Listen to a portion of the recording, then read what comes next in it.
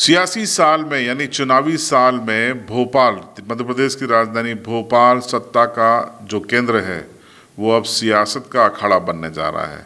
हमने देखा कि पिछले महीने वहाँ पर करणी सेना ने एक बड़ी रैली की थी। धरने पर भी करणी सेना के पदाधिकारी बैठ गए थे, जिसके बाद सरकार ने उनसे संवाद किया और धरना समाप्त करवाया। कल यहाँ पर भीम आर्मी के बैनर तले ST SC OBC के कई संगठनों ने मिलकर एक बड़ा प्रदर्शन किया। मध्य प्रदेश सरकार के खिलाफ ये प्रदर्शन माना जा रहा है और माना जा रहा है कि 2023 के पहले ST SC OBC को एक करने की चंद्रशेखर रावण या उनके सहयोगियों की ये रणनीति है। देखिए रिपोर्ट। भीम आर्मी के बैनर तले भोपाल में उमड़ा ये सैलाब 2023 के चुनाव आसान नहीं होंगे, इस बात की गवाही दे रहा है। हजारों की तादाद में युवा भीम आर्मी के बैनर तले भोपाल पहुंचे। जैस और गोंडवाना गणतंत्र पार्टी से जुड़े पदाधिकारी और कार्यकर्ता भी इस रैली में शामिल हुए। यहाँ पर दिलचस्प बात यह रही कि भीम आर्मी के चंद्रशेखर रावण का एक विशाल रोड शो निकला, जिसमें हजारों की तादाद में उत्साहित युवा शामिल हुए। और जिस तरीके से चंद्रशेखर रावण ने आह्वान किया कि मध्य प्रदेश में इस बार आदिवासी मुख्यमंत्री भीम आर्मी और उसके सहयोगी संगठन मिलकर देंगे और एक उप मुख्यमंत्री माइनॉरिटी से यानी अल्पसंख्यक वर्ग से, एक SC से और एक OBC से दिया जाएगा। तो जो सामाजिक समीकरण और ताना बाना बुनने की चंद्रशेखर रावण ने कोशिश की है वो कितनी परवान चढ़ेगी ये तो आने वाला वक्त ही बताएगा, चुनाव परिणाम ही बताएगा। क्योंकि इसी तरीके की कोशिश चंद्रशेखर रावण उत्तर प्रदेश में भी करके असफल हो चुके हैं, खुद उनकी जमानत भी जब्त हो चुकी है।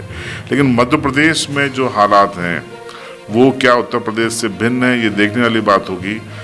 इस पूरे कार्यक्रम के बाद डॉक्टर आनंद राय जो कि विसिल ब्लोअर हैं, JS के प्रमुख पदाधिकारी माने जाते हैं, उन्होंने क्या कहा वो सुनिए। और जिस तरीके से आरक्षण को खत्म करने के लिए कुछ दिन पहले करणी सेना के लोग यहाँ आए थे और जिस तरीके से सरकार ने उनको जूस पिलाया था और जब वो गालियां दे रहे थे तब भी शिवराज सिंह ने उनको माफ किया था। आज ये जो बहुजन युवा है आज ये जाग गया है और वो जवाब देने आया है। मध्य प्रदेश की 2023 की जो सरकार है उसको हम उखाड़ फेंकेंगे, क्योंकि जिस तरीके से 20 साल में हम लोगों पर अत्याचार किया है, जो सिविल राइट एक्टिविस्ट है उनको परेशान किया जा रहा है, झूठे एट्रोसिटी एक्ट लगाए जा रहे हैं, हम जैसे लोगों को 70 दिन जेल में रखा गया। तो JS संगठन जो जल जंगल जमीन लड़ाई लड़ रहा है, जिस तरीके से आदिवासियों पे अत्याचार हो रहा है, आज ये जो युवा आया उसका जवाब देने आया है। आप ये यात्रा भी निकल रही है एक, उसका क्या मकसद और कितने दिनों तक उसका प्रोग्राम क्या है पूरा? देखिए, आदिवासी क्षेत्रों में यात्राएं निकल रही हैं और ये इम्पैक्ट की जमीन पर सरकार की जो नीतियां हैं वो किस तरीके से इम्प्लीमेंट हो रही है उसको लेकर एक यात्रा भी निकल रही है हमारे संगठन के द्वारा। और हमारा जो संगठन है वो पूरे मध्य प्रदेश के आदिवासियों की आवाज उठा रहा है और जहां जहां पर भी अत्याचार होता है हम लोग आवाज उठाते हैं। लेकिन हमारे लोगों पर ही NSA और रासुका की कार्रवाई की जा रही है, झूठे मुकदमे दर्ज किए जा रहे हैं, तो हम इस सरकार को उखाड़ के फेंक देंगे। लेकिन कई लोग कह रहे हैं कि इससे परोक्ष रूप से बीजेपी को ही फायदा होगा। नहीं, हमारा जो प्राइमरी एजेंडा है कि वोटों के बिखराव को रोकना है और किसी भी कीमत पर RSS बीजेपी को वोट नहीं देना, ये हम कैडर को ट्रेंड कर रहे हैं। बहुत बहुत शुक्रिया। तो सवाल वाजिब है कि क्या भीम आर्मी या उसके सहयोगी संगठन जैसे JS और गोंडवाना गणतंत्र पार्टी अगर चुनाव लड़ते हैं तो क्या इसका सीधा फायदा, सियासी फायदा बीजेपी को होगा? क्योंकि विपक्ष के वोटों में बंटवारे का ही बीजेपी इंतजार कर रही है।